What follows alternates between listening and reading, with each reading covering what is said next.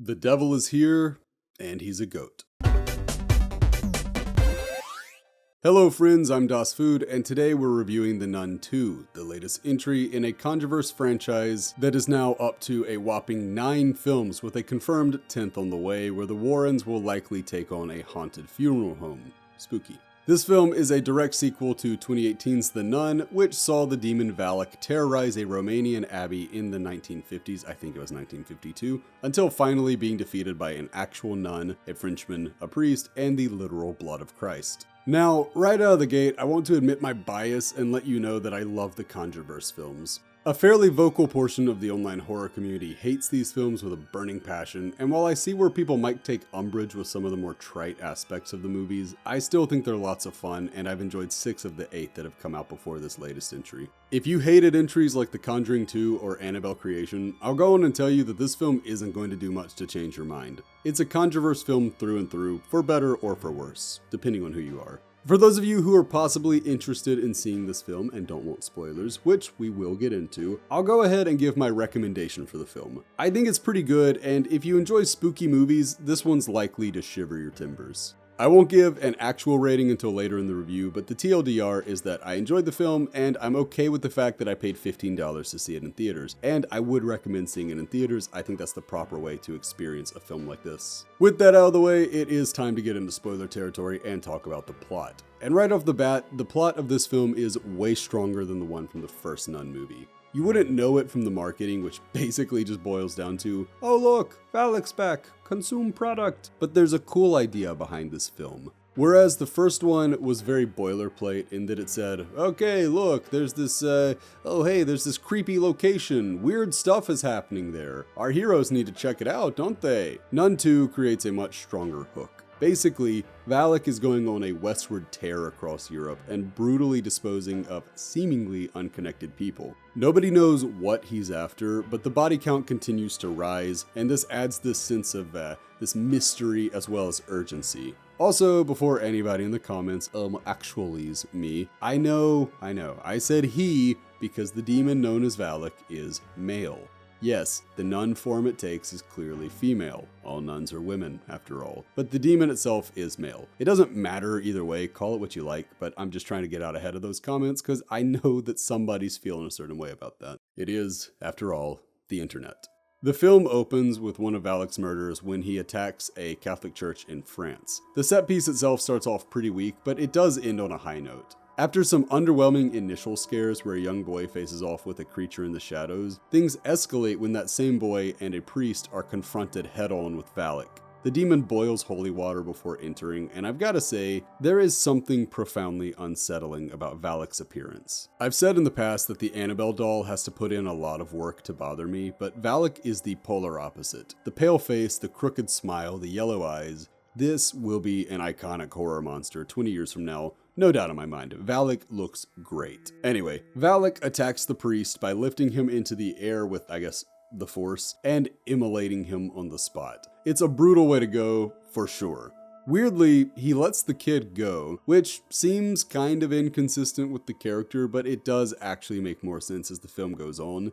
Kinda, sort of, at least. After what was a pretty decent cold open, we're introduced to the film's 2 main characters, both of whom were in the last film. One of them is Thaisa Farmiga's sister Irene. I can't actually remember, I just saw the film, I don't remember if they pronounced it Irina or Irene, so I'm going to be saying Irene, but if I get that wrong, I do apologize. But anyway, it's Sister Irene, and she has returned to monastic life, but is clearly haunted by what happened in Romania. The other is Maurice, Frenchie from the first film, who now works at a school in France. It's a respectable job, he's good at what he does, and there's a teacher with whom he has tons of chemistry. Life is good for him, or at least it would be if not for the fact that, as shown in the closing moments of the first film, he's definitely possessed by Valak. Other than that, things are great for him. Love what he's doing, love the energy. Irene and Maurice are the 2 main characters, and the film bounces back and forth between their POVs. Irene's story also heavily features a new character named Deborah, who was sent to the monastery by her father to be a nun after a hate crime claimed the life of her mother. Deborah, you see, is from wonderful, glorious, beautiful Mississippi, my home state, and objectively, the greatest place on earth.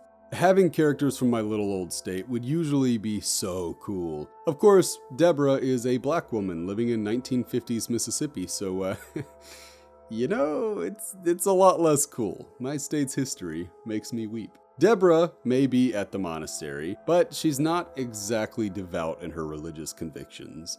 For the most part, if she can't see it, she doesn't really believe it. And this leads to a conversation with Sister Irene that forecasts the ending of the film so clearly, I don't think a single person will miss it. I went to this film with my cousin, and I turned to him, there weren't many people, so I felt all right speaking in the theater. I whispered to him, I said, "This is how the film's going to end. I'm calling it now," and I was spot on. So let me give you all the available information and see if it's not obvious to you as well. Through Maurice, Valak is haunting a school that used to be a monastery. In that monastery, a group of characters mention that there are barrels after barrels of unused wine just sitting there for the taking. Irene explains to Deborah that all it takes to turn wine into the blood of Christ is to pray for it to be so. The blood of Christ, you may remember, is exactly what defeated Valak the first time out. So, with all of that in mind, how do you, dear viewer, dear listener, how do you think this film's climax plays out? Because I promise you, you're spot on. And yes, it's that obvious from the moment it's mentioned in the film. Regardless, the film carries on with a two-plot structure until the two plots converge at the climax. And to their credit, both plots are rather different from one another. So Irina's POV focuses on the mysterious elements of the plot, the what and especially the why of Valak's actions. And Maurice's POV is almost entirely based on delivering scary scenes. There's definitely storytelling going on with Maurice, and to be fair, there are scary scenes with Irene, but most scenes at and around the school exist to be scary, while the scenes taking place with Irene elsewhere are mostly to give us the actual exposition that the plot requires. And credit where it's due, some of the scenes are pretty damn scary. Over the course of this film, Valak snaps a delivery girl's neck, and it's very surprising and very bloody. He bludgeons an elderly woman to death, and he delivers one of the better jump scares I've seen in the last few years. There are actually a few solid jump scares, but one was good enough that it got a guy towards the back of the theater to yell out, "Oh Lord!" And yeah, that's about where I was too. I kind of wanted to close my eyes. It scared me a little bit. I know, I'm a baby. This movie does a great job of making the abandoned tower in the school/monastery, which more or less serves as Valak's lair, into a scary location. Characters go in on numerous occasions, and those scenes are always tremendously tense. As Conjureverse films are wont to do, Nun 2 does an awesome job of hiding Valak and Valak-like figures in the background of shots. While not nearly as rewarding as Conjuring 2's big twist, this is still a film where it behooves the viewer to pay attention to the entire shot. Not because of some grand reveal, but just because sometimes you're going to pick up on things you wouldn't have seen otherwise. One major gripe I have with the movie is that it eventually boils down to a simple MacGuffin plot, which we've already more or less seen in numerous Conjureverse films, and in numerous films in general. We find out, and again, major spoiler alert here, that Valak is killing members of St. Lucy's bloodline, all in an effort to find Lucy's eyes. In some way, destroying these eyes is going to make Valak more powerful, for reasons. Luckily for Valak, he is currently haunting the very building where the eyes are buried. I'd call it a contrivance, but it is established that he's traveled across Europe looking for them, so I'm okay with the demon knowing it's in the general location but still needs to do some extra digging, very literally, by the way.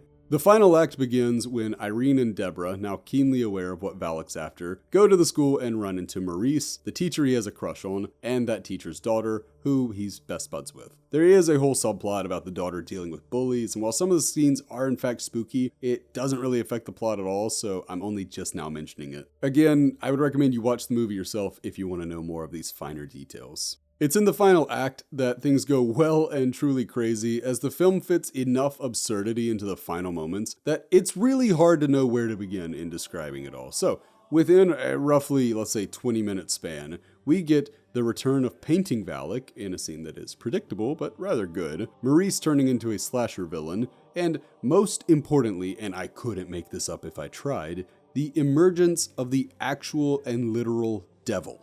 You know, Lucifer.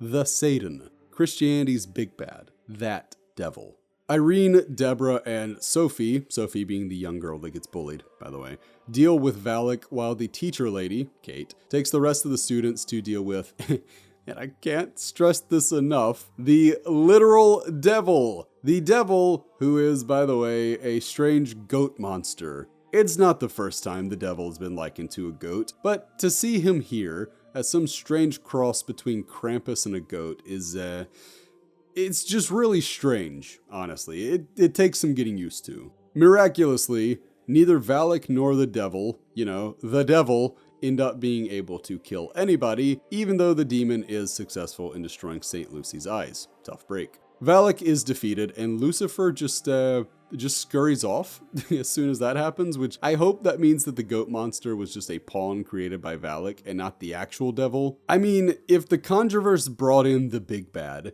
just to make him a lackey, damn. That's like if in Iron Man 2, Justin Hammer had called in Thanos to be his servant. Or if in Fellowship of the Ring, the Uruk-hai Lurtz had asked Sauron to come in and help him at Aman Hin. It just makes no sense from a power scaling perspective. So I hope this was just a version of the devil, some amalgamation that Valak had created, and not the actual devil, because that's so dumb. Regardless of all that, Valak is defeated, Maurice is cured, and all is well. Of course, Valak is defeated because tons of wine gets exploded on him and it turns into the blood of Christ. And if you remember in the first film, just a little sprinkle of the blood of Christ defeated Valak. So this time they basically drown Valak in the Red Sea, and it's not gone. We know it's going to come back for Conjuring 2 from a chronological standpoint, but how that happens, I guess demons can never die. So that's our explanation for everything, right? But anyway, everybody rides off into the sunset and the credits roll. Shortly after the credits start, we see Ed and Lorraine Warren receive an ominous call, meaning Conjuring 4 is definitely happening. And then finally, the film comes to an actual close. So what are my thoughts? Well, there are some aspects of the film I really like, but there are also some major issues that keep me from fully locking in.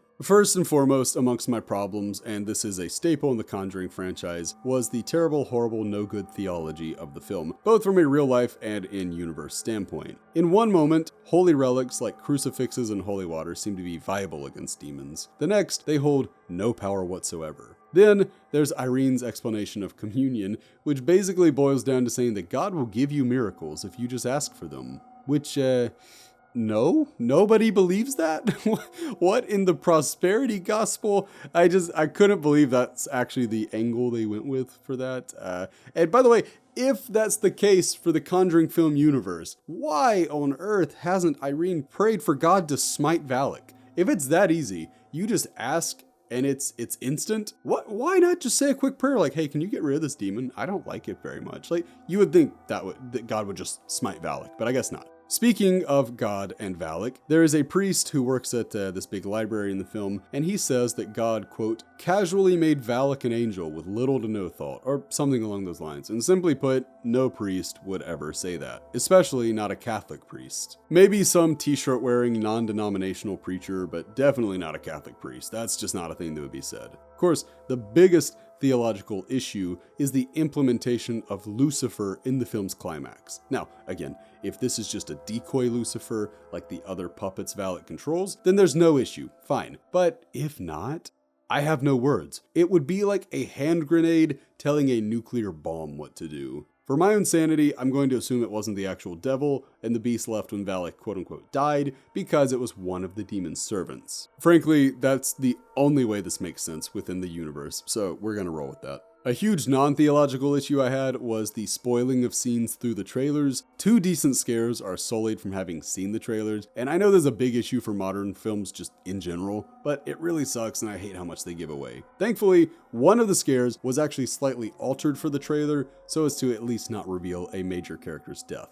Even when the scenes weren't spoiled, this movie does have a massive predictability issue. Tons of plot points and scenes are extremely telegraphed, and even though some of them remain effective, the line between prediction and dread can be pretty thin in these films. I still felt like the writers tipped their hands a little too often in this one. Even so, I thought this was actually a pretty darn scary movie, and it's one of my favorite Conjureverse films I've seen yet. It has major issues, and I wouldn't put it nearly on the same pedestal as like Conjuring 1 and 2, which I think are awesome movies, but I don't know. I thought this one was pretty good, and if you're on the fence about it, I definitely say go check it out. I give this one a 7 out of 10. It's a spooky good time just as we start getting near spooky season, and overall, yeah, it was pretty good, but that's my take. If you've seen it, obviously, let me know what your rating is. Let me know what you thought about it. If you haven't seen it, are you gonna see it? Do you want to see it? And if not, why not? But anyway, thank you so much for tuning in. I know I've been gone for a while. I know that I took like a month off from the channel. I was just dealing with a lot, and it just kind of felt like,